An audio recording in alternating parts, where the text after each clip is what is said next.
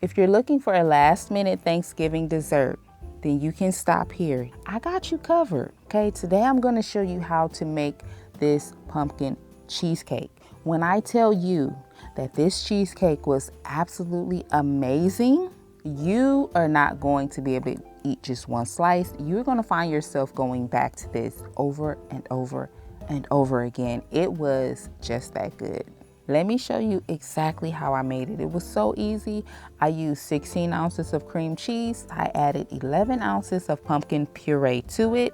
I gave this a really good mix until both of these ingredients were well combined. And by the way, all of the ingredients for this are going to be in my description box. And now I added my monk fruit to this.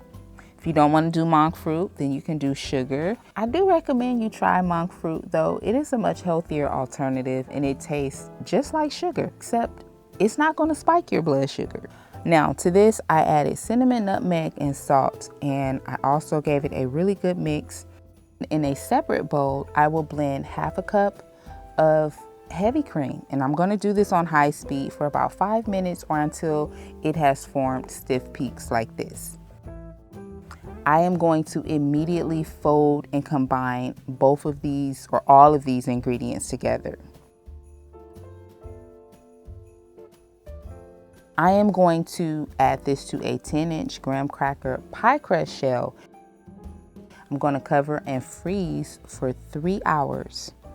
So now after that time has passed, here it is.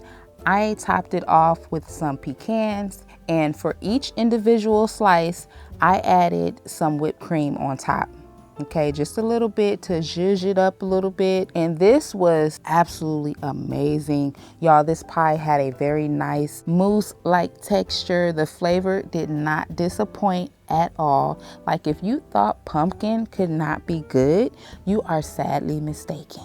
So give it a try and let me know how you like it, okay? As always, I thank you so much for your support. Please do me a really big favor and click the like button, and I hope to catch you in my next one.